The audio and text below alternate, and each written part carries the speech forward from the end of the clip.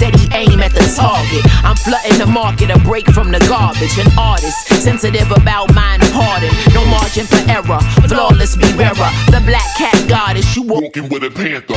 Painting these pictures with words like some. Hey, it's your girl, Madam Money, aka Trap, and welcome to the official Salt in the Game album review of Ransom's Director's Cut Scene 3, 2, 1. Make sure you hit that like button, make sure you hit that subscribe button, and let's get it. Now, before I even start the review, I wouldn't even feel right without saying real quick, like, fuck all the major media outlets, hip-hop media outlets that have not been promoting or even like putting us on to this album being released. That just goes to show it's a great disconnect here, because Ransom is somebody who's been in the game a very long time. You can't just shove him in a corner or a box as being an underground rapper. That's crazy as hell. This is the same man from the A-Team. This is the same man that been on all the DJ Clue mixtapes. This is the same man that's had tracks with Joe Budden and all of these things. He's been around such a long time in the game. It's really, really disheartening to see that other media platforms, like major media platforms, did not announce his release date on this project.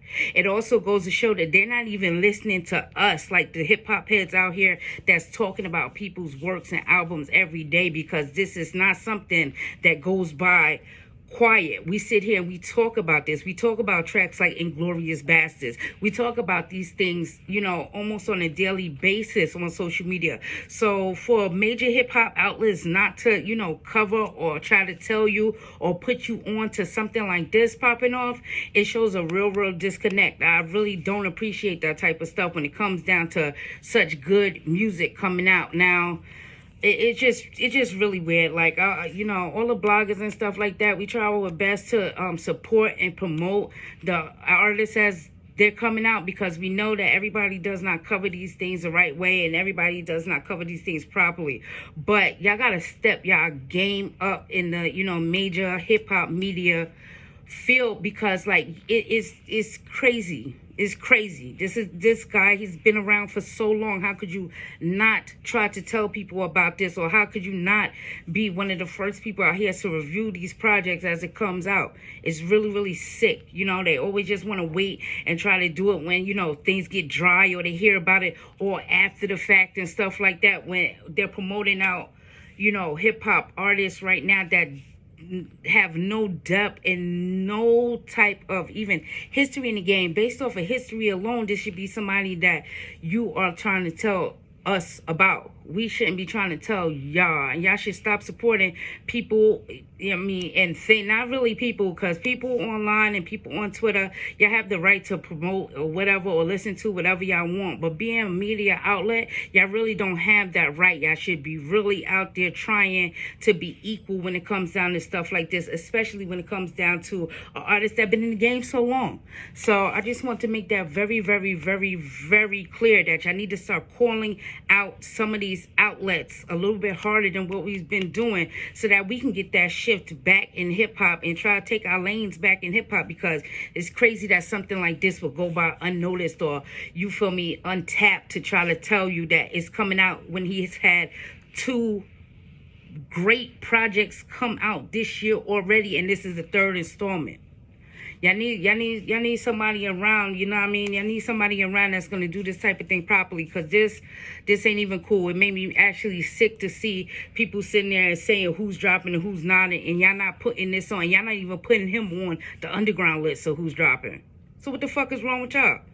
So, you know, with that being said and that aside, Ransom dropped his 3rd installment, Director's Cut Scene 3, you feel me? Coming in after Scene 1 and Scene 2, I'm saying I was so happy that, one, we did not have to wait for a project like this to drop, that we can get the full scope of a series in such a short amount of time. And when you spit at that type of level, that high quality level, and could do it in a short amount of time like this, that is just, you know, that is just music to our ears. Shout out to Nicholas Craven, who decided to be Fiend Freddy on the cover of Scene 3, you feel me? I do appreciate that, coming off of Nightmare on Elm Street 3. That's why it's there, you feel me? But the beats surrounded by this and on all of these projects are really, really dope and give you that cinematic feel to what is going on. It's not some overly avert type of thing into horror or a lot of these other movies that's going in there, but is it street cinematic beats? Yes. And thank you so much, Nicholas Craven, for putting this together like this. I know Ransom had his hand in a lot of this. I know you was giving him praises on Director's Cut Scene 2 for how intricate he was doing everything when it came down to that. So I salute both of you guys. You guys work excellent together. This is crazy. So be it that, first and foremost, it's so many quotables on all of these projects, but especially Scene 3. It is crazy. I really felt like I would have to sit here and, like spit the whole song to y'all for y'all to realize some stuff that's going on. So just bear with me when I get through a couple of these things as we get through this review. So the first track over here is Candyman, Farewell to the Flesh. You feel me? A dope opening as always. When he did his opening on Director's Cut Scene 2, he referred back to a song on Scene 1, the opening, the master. This right here, this stands alone on its own.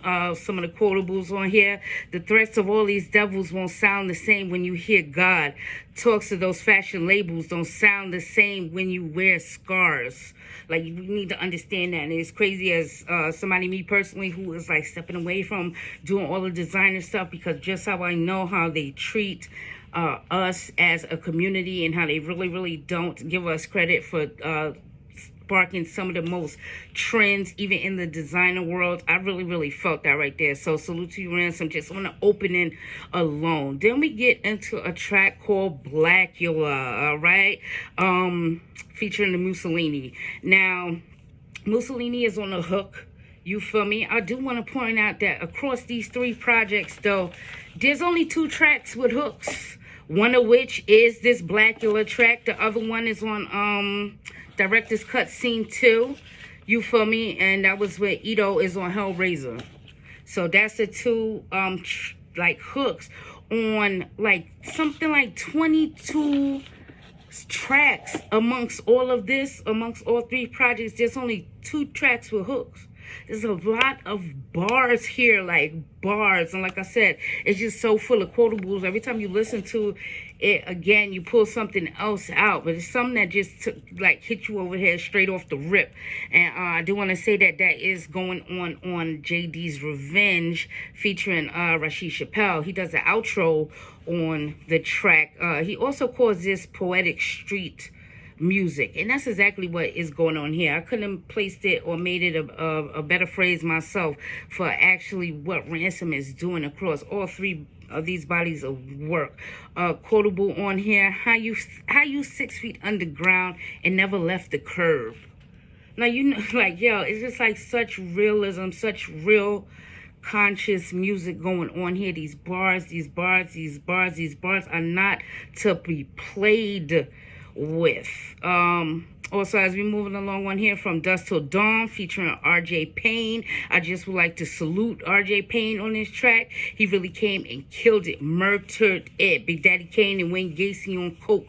I was like, yo, but before then, Ransom, he pointed out, he said, don't gamble with your mic and end up like James Jordan. I almost threw my fucking phone across the room. Let me explain something to you, because that shit is just wild right there. That's just a wild thought process and stuff like that. Don't gamble with the mic.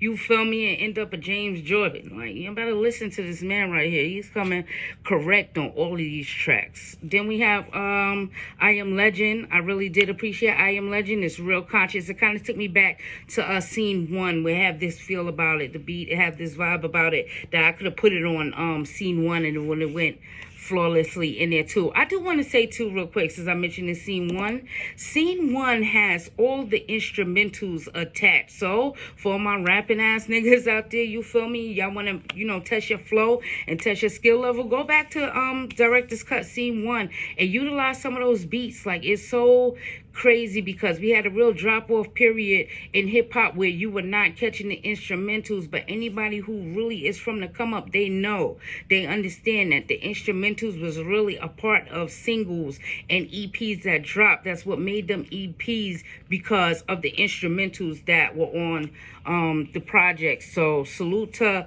Nicholas Craven, Raven, and Ransom right there. I really do appreciate when, the producers and artists take that time out to give you the instrumental. They are giving it to you for you to use them. Make sure you utilize them. All right, next track on here, Misery featuring 38 Special.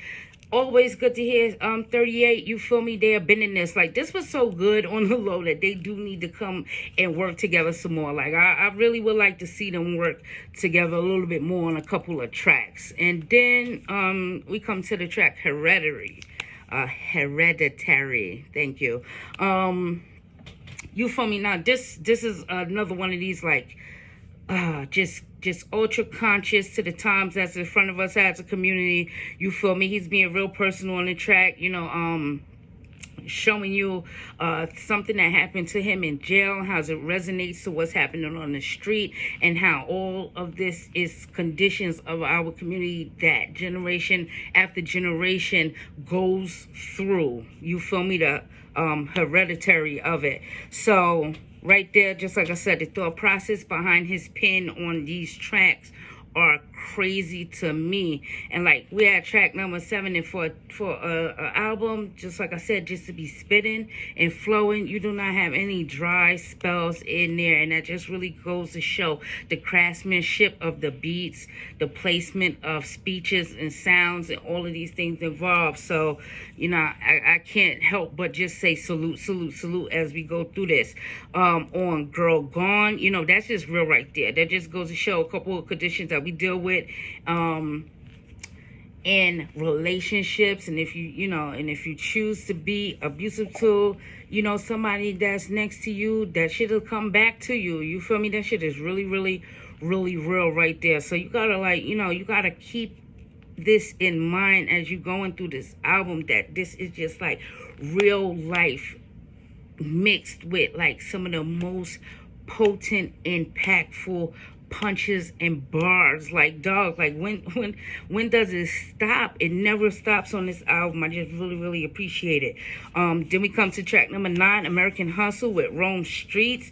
Let me like, hey yo, man, I'm gonna tell you right now, I know it's more to this verse. Rome. I want the rest of this verse, but you started breezing on this so hard that niggas cut it off. They cut it off. You feel me? Like, dog, I want to hear the rest of this verse. I know it's a couple more bars left to that verse, but you did your thing as always on there. Like, really dope. And it's really dope to see the selection of people that Ransom decides to put on this type of album that is just like, you have to be on that level with him. He's not putting no fly-by-nights, none of that on there. Just people that are really respected for their bars one way for another. He did that on the other project just with Ito coming in. I really feel Ito has one of the best verses of 2020 on Inglorious Bastards, just to be clear here. All right, and then it's the closing track, The Shining. You feel me? Now, this track right here is very telling to me. I think this is very personal in some way. I'm not quite sure who's he's speaking to. I know he starts off, he talking to all y'all niggas, you feel me? And he letting y'all know he not no dusty bum nigga. He been doing this a while. He got this shit on deck too, that he can get fancy and fly whenever the fuck he wants to. But he's just letting it be known, like, we are from a different era. Don't play with me like that. And I respect that type of stuff coming from an artist who is so formidable in the game. Like, when it comes down to Ransom, you really have to respect these bars. And what I did for real though, I went back and I listened to all 3 bodies of work all together. And at no point in time did I get lost, did I get tired of it. You feel me? Even though I had heard the other 2 way more than this third one, I found that this was something that really cohesively goes together properly. Like, if this was like came out one time, a double disc album from Ransom between these 2 things, you feel me? These 3 albums, we would be talking about this is one of the best double disc series that we've heard. There is no way that you could play with this type of work right here and these type of bars. These type of bars come with experience. You feel me? Like, yo, and if you're not familiar with Ransom on that level and you enjoyed this, go back and listen to all the work. Go back, and you could see how deep he is and how important he is into the game. Like, for real though. Like, it's crazy as hell that like I said, a lot of these people in places and stuff is not promoting this thing properly. But Ransom, we got your back, dog, as always. I don't know what he's gonna do next. Neither. Like, I was like, like, I don't know if this is the series done. Is this the last installment? You're gonna move on to something else? Like, I really don't know. I really want just to keep going, just as long as the Freddy series or Jason series. You feel me? A lot of dope things coming out on these albums, and just like so many just hard quotables.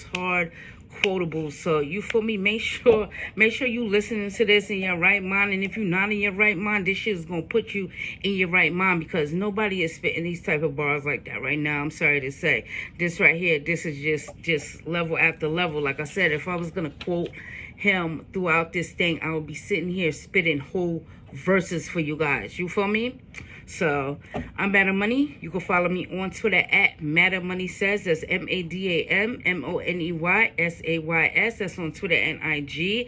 Make sure you like the video. Make sure you comment. Make sure you're subscribed. And Ransom, what's your favorite scary movie? See, that's the one reference you ain't used. I'll be seeing you guys around. Peace. Keep that heat that'll light your soul up. Talking about Kundalini, just the glow up.